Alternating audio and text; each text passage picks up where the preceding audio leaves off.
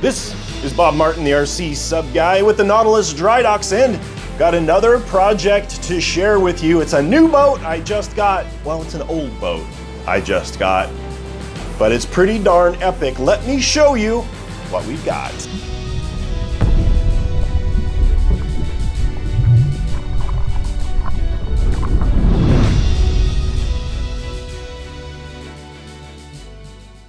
All right, for you guys who like the U.S. World War II history, you will immediately know what I've got in front of me. This is a World War II U.S. Gato class RC submarine. It's an interesting scale. It's 57 inches in overall length, which I believe works out to like 1/64th scale or something like that. So it's more sizable than the Revell of Germany 1/72nd scale offering, which gives you more room to work with, but more importantly, a lot more realism when you operate it on and under the water. It's a fiberglass hull, and it has some amazing details, all through the conning tower and all the deck guns and everything like that. Some really neat features. Let's start with the outside. We'll take a closer look at all the coolness. So let's start at the front of the boat here. You can see whoever built this did a lot of work adding extra details. All of these grates, intakes here, all of the hatches, by the way, are fully functional. How cool is that? Fully retracting bow planes. And then this is the detail that I was talking about. Look at the amazing amount of realism on those deck guns and everything. All the railings are brass, so unlike the Revell offering, these are going to be a lot more robust and hold up a lot better in practical RC operation. Again, going to the back, these little tiny details of the hatch wheels, little functional torpedo loading hatches, and then this hatch back here is actually how you get into the boat. It's just a super simple Phillips head screwdriver, and I'm going to see if I can do this without actually looking to see what I'm doing. It's a stainless steel bolt hidden underneath.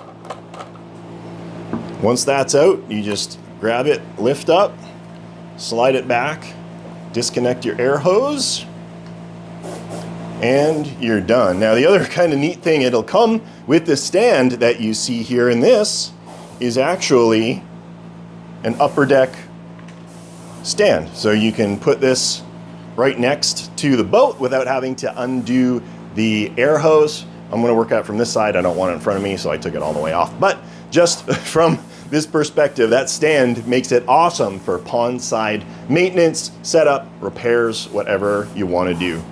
Let's take a look at all the guts and gizmos inside that make this thing work. Control. It's going to be handled by this new X14 twin 900 megahertz radio system by FreeSky. I love these radios. They're like the little brother of the big X18s and X20s. The only real difference is this doesn't have a touchscreen. So save yourself like $200, but it has all the functionality, which is super cool. So the boat is controlled by this 900 megahertz radio. And as you can see, just generally speaking, it is a dry hull setup. The amount of engineering, though, was really exceptional. This is really, speaking of a bygone era where people had to be very, creative to solve problems. This was probably built 15 or 20 years ago, and it works flawlessly. I've had this in the water now 3 times, and I haven't had so much as a wisp of condensation in any of these watertight compartments.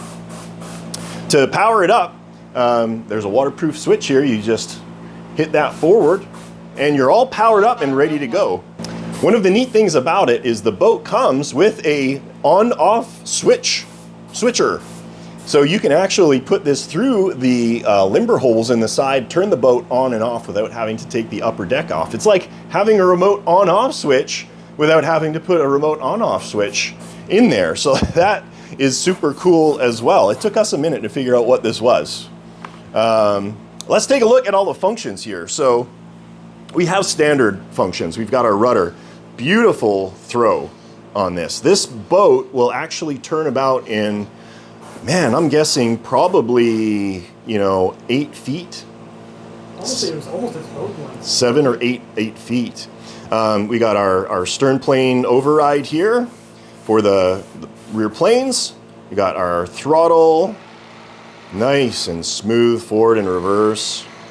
Moving up in here, we can see our ballast system. So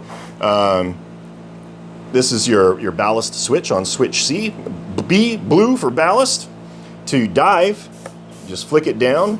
This moves and your vent opens up in the top there. The boat will probably go into submerged trim in about 6 seconds, 8 seconds, something like that. When you go the other way, there is a water pump buried inside here, and it draws, pumps water out of the ballast tank and draws air through this tube right here, which allows the ballast tank to empty of water. Other functions we've got going on in the front here are our forward dive planes. Really good throw on those as well. And the other super cool thing is the bow retract. Nice scale speed for the extension and retraction of those bow planes. So that's all the main functions of the boat. Let's try and take a little bit of a closer look inside at some of the extra coolness. Front to back, let's take a look at what's going on here. So there is actually an extra servo in here that is not connected, and this is it right here. I believe this was actually for the torpedo system that somebody was going to implement. There is actually room to put a torpedo system in the boat, or you could actuate torpedo shutters if you wanted to. They're not hooked up, but everything is there in terms of functionality to make it all work. The other thing you've got on here is a charging port. So you simply plug in the little charging adapter that you can see over there, and it charges up. And it's got nickel metal hydride batteries, and I think it's running off 9 volts, if I'm not mistaken. Gotta make sure this is torqued down. Moving to the back here, now you can see this air bladder. Everything is actually functional for this supplemental ballast system. There is an air pump in here that will blow this up, and a solenoid or a Schrader valve that will vent it.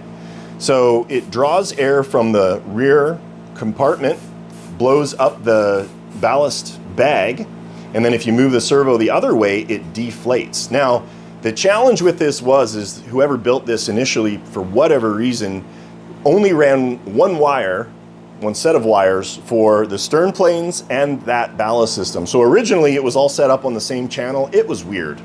I just disconnected it. This boat's kind of small enough.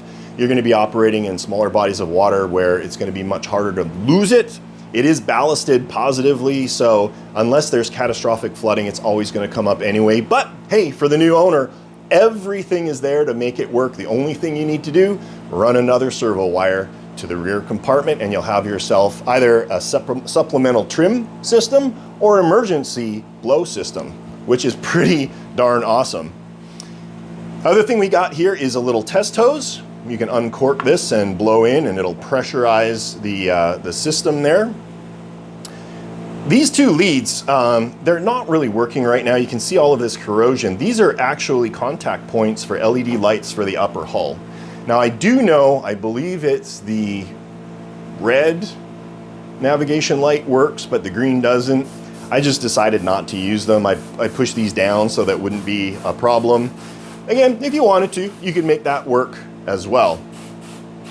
Last thing I wanted to point out is just really neat, thoughtful engineering. So you can see this little pin right here, and if you grab it and pull it back, it releases this little door, which opens up and it gives you access to all of your rear linkages. How cool is that? Without that, you'd be delving in there with super long extensions and may or may not be able to make adjustments. But with this, you pop that open, you got access from the top for your dive planes and your rudders. Really, really well thought out. All right, let's talk about the elephant in the room. Dry hull submarine. You've heard me harp on these things for forever, and there is no way to, skirt the issue. It is not as convenient as a cylinder for gaining access to the internals. What you do get is a boatload of room inside to put cool things and to have easy access to all of the individual components. This particular boat uses a gasket material underneath all of the bolts, or I guess in this case nuts, a little bit of grease, and everything is completely sealed. Like I said, I've had this in the water 3 or 4 times now. I've not had so much as a drip of leakage inside this boat. It worked absolutely flawlessly every time we have brought it out.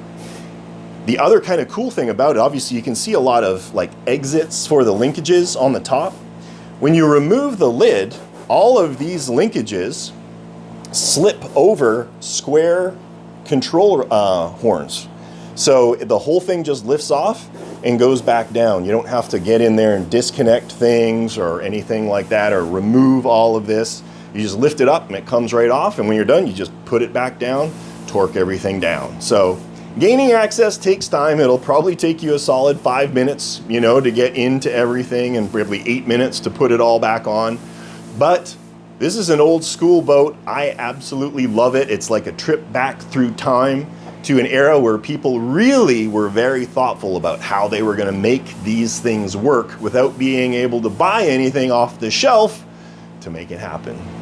Access to the interior, I'm actually insanely surprised at how easy it is.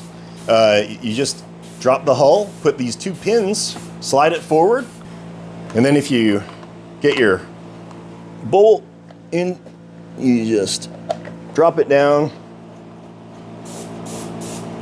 tighten it down, close the hatch. Make sure you close the hatch or you'll flood everybody out, and you're done. You're ready to go. Like I said, you can use that switch, that little extension, to turn it on and off. It's an absolutely gorgeous boat. It's going to make somebody really, really happy. So let's talk about the performance of this boat. Now, it is not a speed demon by any stretch of the imagination. If that really bothers you, I think you could probably bump up the batteries to a more modern battery, like a lithium polymer 3S battery. Like I said, I think it's running off of a 9-volt nickel metal hydride pack. So if you jump up to 11 volts or 12 volts fully charged, you're going to get a lot more RPMs out of the props. It's perfectly fine. It's probably exceptionally scale right now, but if you like to have a little more speed, you can fix that all just by dropping in some new batteries, get a little more oomph when you're driving. As I mentioned, the response to rudder is exceptional. Big rudder, lots of throw behind the props. It'll turn around in a very small space. Not a pool boat. This is not a pool boat. It's too big for that, but small bodies of water is absolutely perfect. Response to the planes and pitch inputs, again, absolutely exceptional. It handles really well and is a blast to drive. Well, there you go, everyone. Overview of this 1/64th-ish scale US Gato class fleet boat from World War II. This is going to make somebody a beautiful boat. It's going to make them very happy.